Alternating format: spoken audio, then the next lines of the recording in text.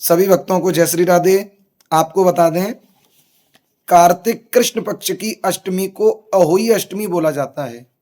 इस बार जो अहोई अष्टमी का व्रत है वो सप्तमी में ही व्रत रखा जाएगा।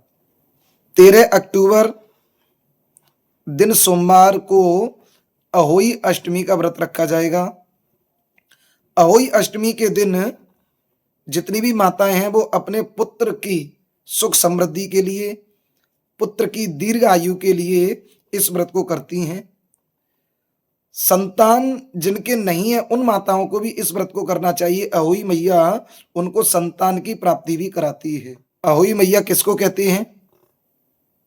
इस व्रत को किस तरीके से किया जाता है? माँ भगवती, माता पार्वती को ही अहोई के रूप में पूजा जाता है।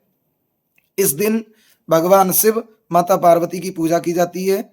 जितनी भी माताएं हैं वो सब अपनी संतान के लिए और संतान सुख समृद्धि के लिए इस व्रत को करती हैं। जो माताएं इस व्रत को करती हैं उनकी संतानों पर माँ पार्वती कृपा करती हैं, भगवान शंकर कृपा करती हैं। इस दिन सुबह से निराहार रह करके और संध्याकालीन वेला में जैसे ही सूर्यास्त हो जाते हैं, सूर्यास्त के बाद में और जैसे आकाश में तारे आते हैं उस समय इस व्रत को खोला जाता है। तो सभी माताओं को अहोई अष्टमी का व्रत करना चाहिए। कल सोमवार को अहोई अष्टमी का व्रत है। ये सप्तमी में ही अहोई अष्टमी का व्रत रखा जाएगा। सभी माताओं को इस व्रत को अवश्य करना चाहिए। अहोई अष्टमी का व्रत संतान प्राप्ति के लिए, संतान सुख के लिए, संतान समृद्धि के लिए किया जाता है। सभी से निवेदन है, सभी माताएं इस व्रत को अवश्य करें। भगवान शिव, माता पार्वती की पूजा होती है। बड़ी श्रद्धा से, भक्ति भाव से पूजा करें।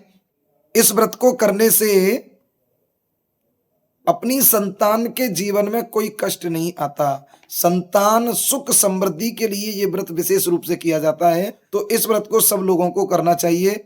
जो भी माताएं हैं अपनी संतान सुख के लिए सब इस व्रत को करती हैं, अवश्य करें। जय श्री राधे, जय श्री श्याम।